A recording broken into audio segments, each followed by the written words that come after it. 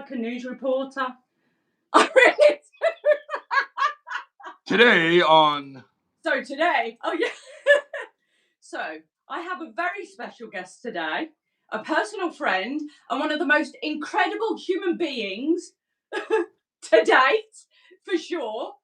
And this list of credentials right here is just so impressive that some of the words I may actually struggle with. So, my guest, Paxton Dickerson, is a psychoeducator, practitioner, recovery, you're going to help me with this one, evangelist, is that the word? Perfect. Wow. Provocator and founder of Mechanics and Recovery. Sober since 2001, which is amazing. Woohoo! And then he's dedicated 2 decades to transforming lives through his another big word, innovative approach to addiction recovery. A winner of Mental Health Association awards, Paxton specialises in teaching mental health professionals and therapists how to use alchemy for treating personality disorders.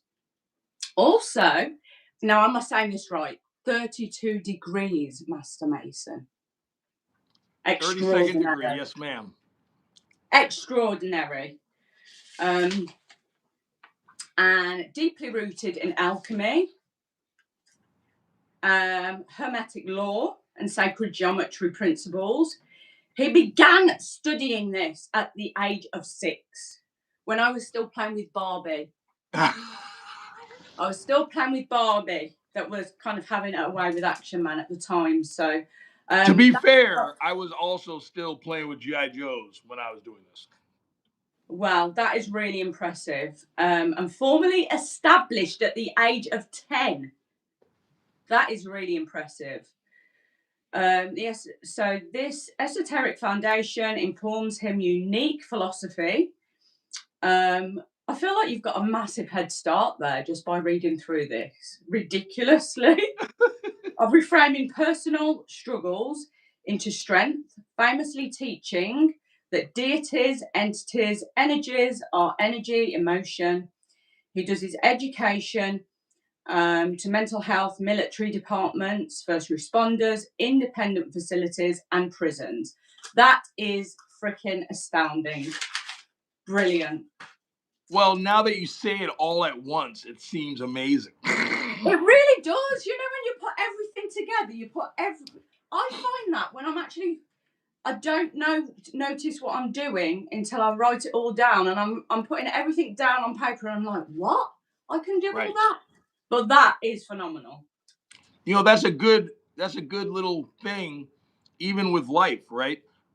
Good or bad, it's when we look at little parts, we get tunnel vision, and bad can look good if you just look at one part, and good could look bad if you just look at one part. But when we back up, sometimes we back up hindsight like 2020, but sometimes while you're in it, you can do different things to get a bigger scope, and then you see the bigger picture, and it's like, oh, It's amazing, really, isn't it? Yeah.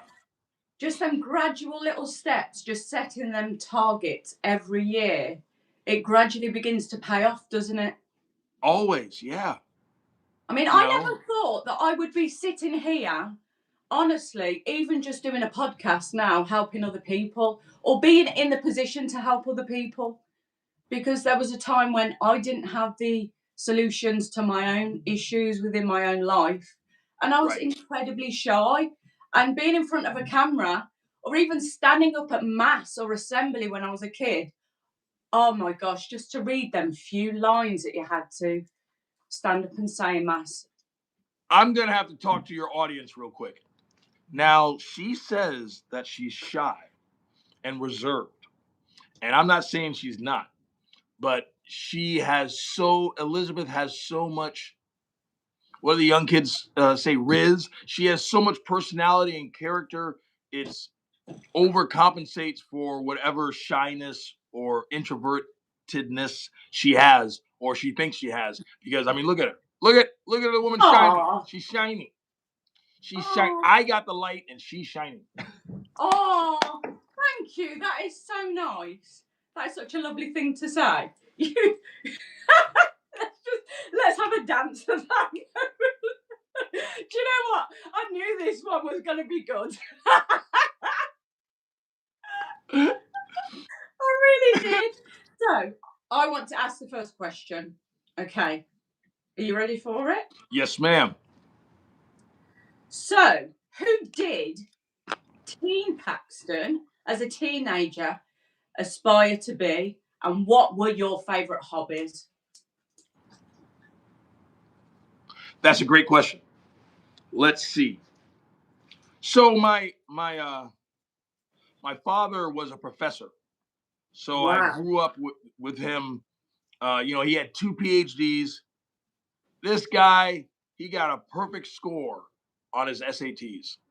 Like, what the hell? Who gets a perfect score on your SATs? Man, right? So he's my idol.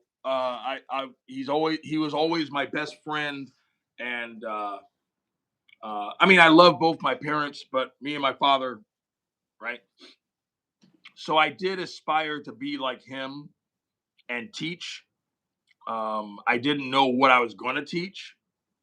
I definitely didn't finish college and get a PhD like he did. So I always wanted to teach or be a professor. There's different kinds of stature. People are rich, or they're big and strong, or not to mess with them, or they're a general or an admiral or a boss, or they're, I think I already said rich and famous. Yeah. The kind of stature I always aspired to was to teach or illuminate, or to, that you have students. And so I always wanted to do something like that. I just didn't know what I would know enough to teach about. Yeah. But the second part of that question, my hobbies were, obviously I like toys. I always liked action figures and He-Man and G.I. Joes and all that. But you're talking about teenager, I enjoyed researching. I would be up in my room, studying and drawing maps and writing spells and Sega geometry. It was always arcane. I really wanted to be Gandalf, the wizard, looking through the library in the mines of Moria, like that kind of stuff. That was my aspiration, and I really liked doing all that. And plus, my father. If I told my father I wanted to buy books, he would give me $1,000 right there on the spot. He didn't care. Comic books, encyclopedias, dictionaries, thesauruses, anything about this, any writing, reading, no problem. No problem. So you love to read then? I did. You are like a walking book of wisdom and knowledge. You definitely are. I'm doing the same. Obviously, I'm not good on the health part, but Same. Absolutely. So, question 2. So, who was Paxton in his 20s and 30s? And that's the actual question before I move on to the next one. Who was okay, now all the compliments will be nullified, because in my 20s and 30s, I was a villain. I was definitely a villain. I did a lot of under the influence, and I can't even blame the influence because it was there already, but it helped me do it. I was big into, and I was never a part of a gang per se. I wouldn't hang out in the corner and sell drugs and stuff like that. But cons, get over, let me get a 10 for 5 and loan me 3 because all I got is 2. I admired the hustle and the con and the get over and the cleverness. I did, steal and rob and things like that. And I never tell my clients this because I don't want to embellish or not embellish. I don't want to revere it, but I was good at it. That's one of the reasons why it was hard to stop, because I was good at it. I am very good at putting this into your head, and and granted, of course, that's I ended up finding a better avenue to do that with teaching. Turning manipulation into motivation.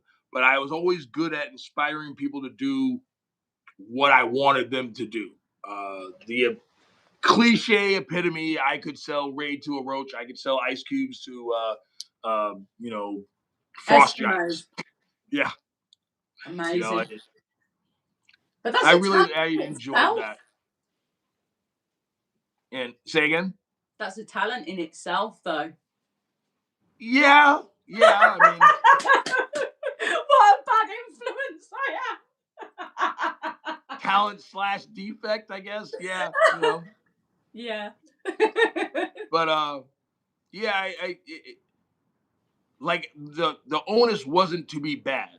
The onus was, and I mean, this is just me looking back. I don't know if this was in my head when I was doing it, but if there wasn't a rub to it, I wouldn't do it. Yeah. Like just outright badness. It definitely wasn't ethics. I guess it was just, if there wasn't some cleverness to it, if there wasn't some trickster vibe, some I gotcha moment, I wasn't interested. Yeah. So that maybe kept me away from some of the more nasty, dirty things, but maybe not, because I mean, I ran an escort service. I worked for the police department when I was still selling guns and drugs. I would always find a way to be sinister, I guess. Yeah. That was like my goal, apparently. So how long of a duration did this time of your life continue? So was this like from late teens to 30s? 12 and a half is when I started drinking and using, but it's not like I was the Artful Dodger from Oliver Twist. I would still be double-eyed. If I had to go to my grandmother's house, I would wear a sweater vest. If I was hanging out on the street, I'd wear a hoodie. If I was going to the club, I'd wear a MC Hammer suit. It depends on. I was a chameleon. I had a lot of different masks. Yeah. But as an adult, it got really bad. I would say 18 to 26, I turned the volume up high. Yeah. Yeah. I don't know where all the viewers are at, but I'm in America, United States, and I spent a lot of time in Mexico, being bad. I was homeless for a while, so things caught up. That's the reason why I can't say I was good at it. I was good at it, like I never got caught, but I did get caught because I ended up under a bridge in Mexico, so I caught myself. And how long did you live there for, under that bridge? A year. Wow. They used to call me Tecuache, which is Spanish for possum. Dirty urban rat. Like, hey, Tecuache, what's going on, man? What's going on, Tecuache? Yeah. You've experienced so much, and that's what I respect so much about you. Well, thank you. How far you've come, and you've experienced the depths of hell itself, and you've come through that. Yes. And you've become such an exceptional human and spirit and soul, and I just love your energy. Thank you. Right back at you, lady. You just really are truly inspirational. It just goes to show anyone without any excuse can turn their life around at any moment. Yes. Yes, and that's where alchemy comes in, because for good or bad, I am not the kind of person that can excel at something and not keep on doing it. Yeah. But with alchemy, I learned it at 6, but let's say I didn't apply it in a real big sense or a personal sense until 26, where I realized, well, if I can convince people to do this, I can convince people to do that. You Yeah. know, if I am a predator, like a lion, then the lion looks for the limping gazelle. He knows how to spot the hurt. Yeah. Well, if I know how to spot the hurt, I can also help to heal, because I can spot where the wound is. Exactly. Exactly. And if you're a Vietnam veteran, you work in Vietnam veteran hospitals, right? You're able to utilize your own hurt, pain, badness. You're able to empathize and understand either where someone's coming from, or more importantly, how to get them somewhere different. We're everyone. This is kind of off topic, but everyone always says, I went down a wormhole, right? And it usually means you deep dive into something, conspiracy theory, or Yeah. some kind of paradigm of knowledge. But wormholes are to get lost in. True. Sorry, rabbit holes are to get lost in. Yeah, yeah. Wormholes are to get somewhere different, right? Yeah, So yeah. I like not rabbit holes, but wormholes, like Absolutely. to get somewhere different. Like Alice in Wonderland got lost in a rabbit hole. Star Trek uses wormholes, right? Absolutely. I know. I could completely understand your concept of that. And that is the time of, within that time duration of expansion as well. Right. Good word, expansion. Just to Yeah. make it bigger Yeah. and to expand in all directions. Absolutely. Unbounded creativity. Speaking of unbounded creativity, what led you to do this? Where, what?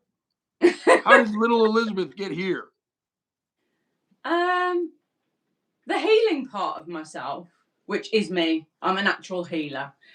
I will say part of that was my personality anyway. From a very young age, I was always very much a protective child, protective of my siblings. At school, if anyone was getting bullied or picked on for being different, I was always that protector. So that was part of my nature, really. Obviously, I was always I'd already got a lot of empathy from a child anyway. I was naughty. I will be honest. I was a naughty child and so full of energy. I was always doing something mischievous. I'm going to be honest. Right. But at the same time, I feel like what led me here is I didn't really have a sense of boundary when I was younger. Like, I didn't have healthy boundaries. I was very much a people pleaser. When I went into a relationship, it was always from a place of how can I help them? How can I fix them? How can I do something to help them? Right. When I never really looked within enough to know that there was something that I needed to look at within myself, why I have that trait, why I have that quality. And also it throughout them years, I tend to study a lot of what I came up against in life because I wanted to learn about it. I wanted to know, why do some people behave in different behavioral patterns, why people treat people certain ways, and To understand it. yeah. So as I went through life and then becoming a mother, I wanted to be the example then. I wanted to become the example for my children. I wanted to show them the right way. I wanted to do everything differently so my daughter would be a strong individual from a very young age and she would have them healthy boundaries in place from a young age. I don't want her to go through, the years of wisdom of what I did to have to learn in that manner. I wanted to be able to give her that wisdom the best I could, really. And so being a mother was part of that. And I feel like when you become a mother, you make sacrifices. Right. And mother or father, you make them sacrifices. You want to do better. You want to become better.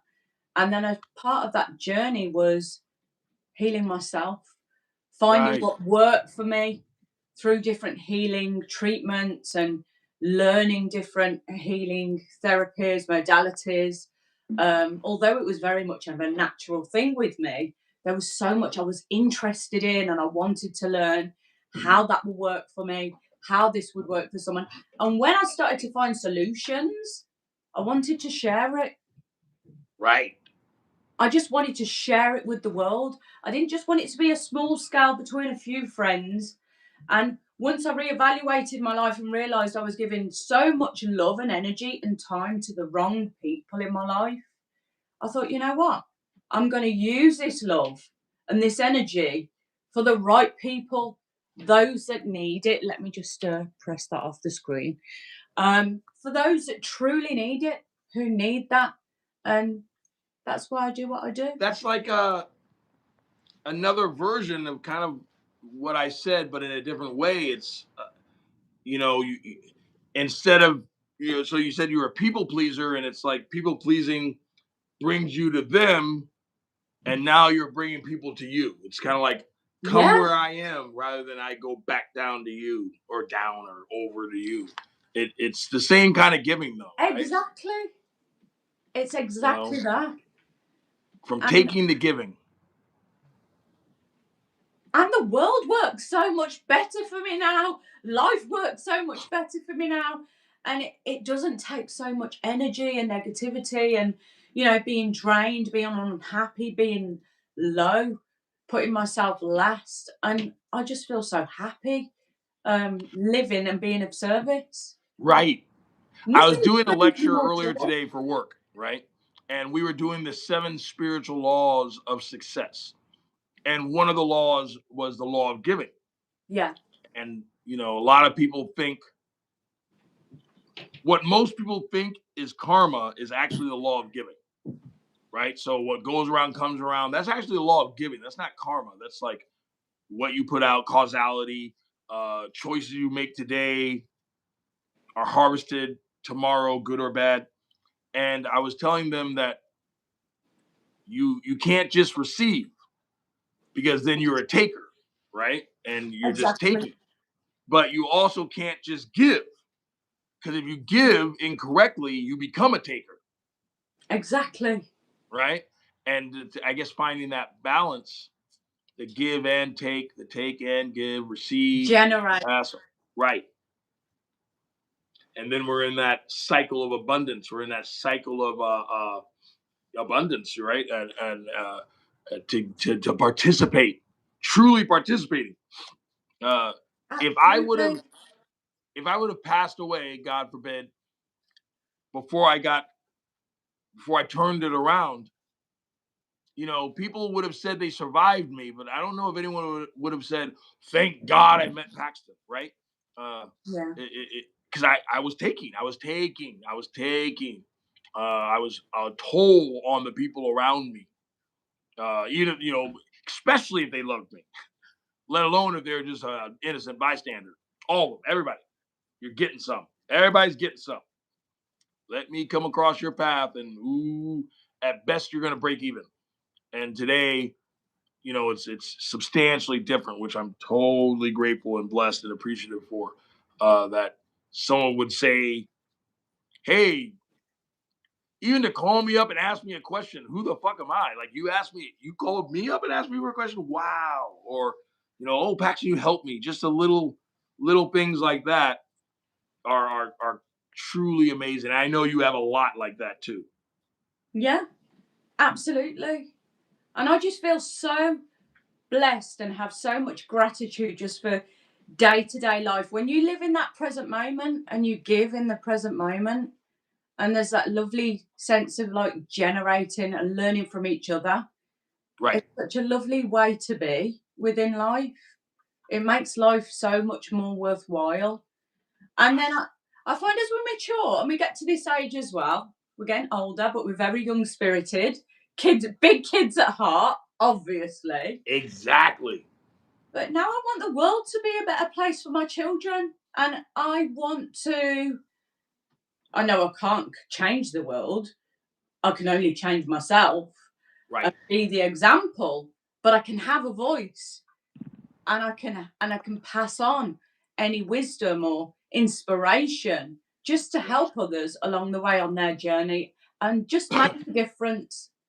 Just to leave that legacy for the grandchildren one day and, you know, the future children. So ancestral mathematics, right? They go through the different amount of people that it would take to create you. From 2 parents, 4 grandparents, 8 great grandparents, 16 great great grandparents, and it goes on and on and on.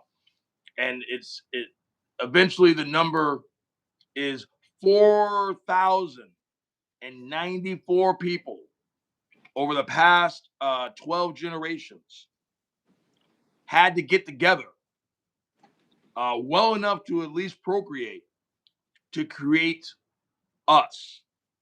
Right? Yeah. So 4,094 people. So what that means is at least 4,090 of them had high hopes and dreams for a person they know they'd never get a chance to meet. Wow. Like you and I both have kids, and I'm 52, so I'm under no illusion that I'm gonna meet my great grandchildren. Like I'm not going to. Matter of fact, hopefully I don't, because hopefully my kids wait a little bit before they have kids. But even though I know I'm not going to meet these people, I have high hopes and dreams for them, even though I don't even know who they are. Exactly. That's how I know the stranger on the street better than I know these people that haven't existed yet. And that's just fascinating to me. And it's indicative of what you're saying, that it's really the echo that we leave. Absolutely. I believe I'm going to go back to whatever I came from. I don't believe in a big punishment or a big reward. I think I just go back to the ocean that rained me in the first place. But that echo, good or bad, that's what I leave behind. And I really want to leave a good echo. You will. You definitely will. I want to move on to the next question because I've got a few questions. So what do you feel your personal purpose in life is? So talking about legacy and leaving your legacy behind. Sure. What would you say to you? I think the biggest part of life is dharma, right? Purpose in life. Yeah. I believe that everything, I'm a hermeticist also, so I believe in the all, and the all means everything. Everything, the whole kit and caboodle. Every number both ways that ever could be. And if I'm a part of the all, then my unique purpose is the only thing I really have. It's like, if this is going to be funny, but let's say I'm God or the universe, right? If I'm the whole universe, everything, then my thumb's purpose is really all it has, right? And I want to have purpose. And I believe my purpose is to help other people find their purpose. Absolutely. It seems like I'm good at it, right? The almost like the career counselor of life. Like I'm really good at helping people not necessarily become their best, but more just knowing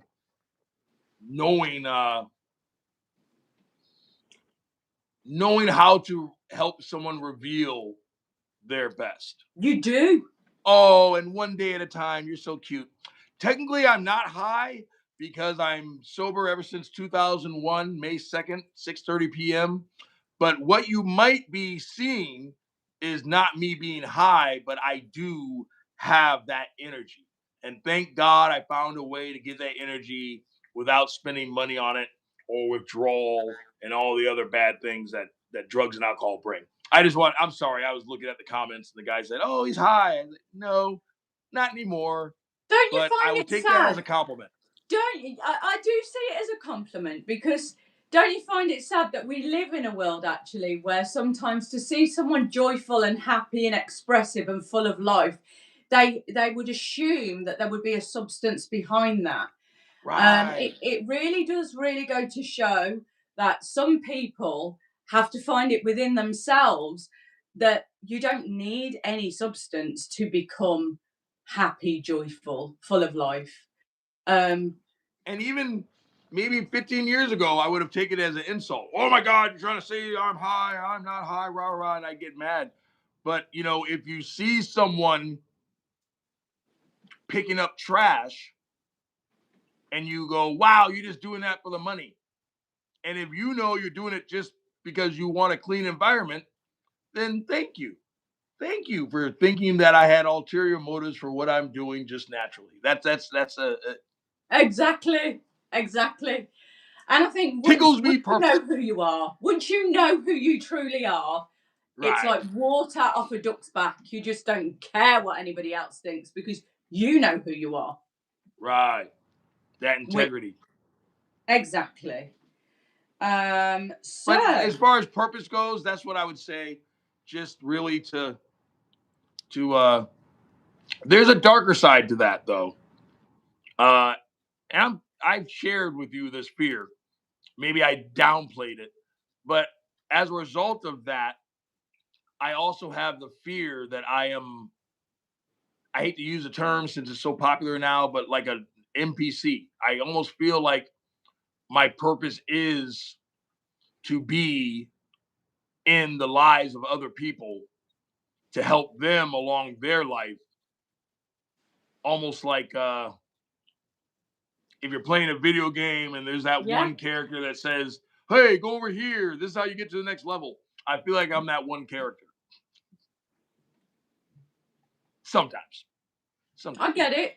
I totally get where you're coming from. Like a tool. Yeah, Which is absolutely. fine because I definitely was a tool before I got sober. So if I'm a useful tool now, a You difference absolutely between a are. tool and a weapon is a usage. You are one of the most inspirational, I can honestly say. Now, I know so many kind hearted, beautiful, inspirational, hardworking people of different cultures and everything. And you are Right.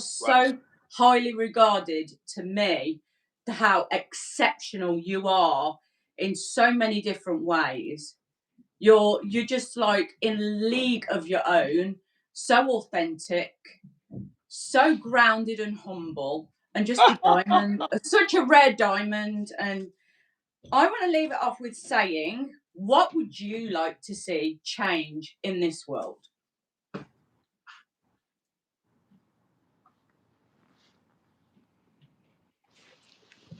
You asked me a question, and the first three answers that came to my mind, I was like, well, yeah, but what about, but what about, but what about? That's such a big question, but it's a good question. Um, you know what I'll say?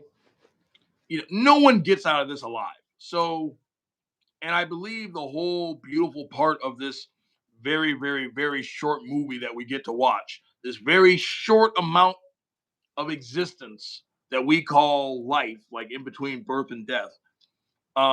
And personally, I believe, obviously, on an individual basis, I don't like horrible things. I don't like people getting hurt and murdered and blah, blah, blah, and children, of course, the ills of the world. But ultimately, I believe it's all a part of the thing But we signed up for. absolutely But agree. I wish, I'll tell you what, and I tell my clients this a lot, and it's an analogy so it can be used across the board. But I tell them, don't make a small part of the journey complicated. Because then once you get past that part, you'll have a fake sense of accomplishment when really there's so much to do afterward, right? Absolutely. You know, you and I are deciding what we're going to eat for dinner, and it's like you want salad and I want, appetizers, or you want chicken and I want steak. Well, if we spend too much time debating what we're going to eat, then all of a sudden 4 hours go by and we finally decide we're going to have chicken because she's prettier than I am. We still got to go to the store, buy it, bring it back, prepare it, and cook it. There's so much more to do. So I think the thing I would want in the world is for us to realize that we're all shades of brown, and we all have different cultures, and we all have different ideas of God, and blah, blah, blah, and all the things that Sesame Street sung songs about, so that we can get past that, because there's so much more to do. There's so much more to do. Let's say we all got together and got rid of racism and sexism and jealousy and blah, blah, blah, and all that bad stuff. Okay, cool. Now, what are we going to do with this? Exactly. Are we going to get to the next galaxy? Are we going to, ascend? There's so much more to do, and I feel like as a global society, we're caught up on things that even while we're caught up on them, we know they're going to pass. We know eventually that's not going to play. Like, that's not gonna be the end. Like that can't be the goal. It can't be the goal to convince Elizabeth that we're gonna have steak. The goal has to be for us to be sitting with our full stomachs going, what a beautiful meal. Like, that's gotta be the goal. Or else who cares about the fucking steak? Excuse my French. Well, Mr. Paxton Dickerson, it's been an absolute pleasure, and I'm so glad that you have been my first co-host. It's been absolutely amazing, a pleasure. This has been fabulous. And we're going to do it again. Pinky promise. Dude. God bless. Take care. Thank you. Bye, guys.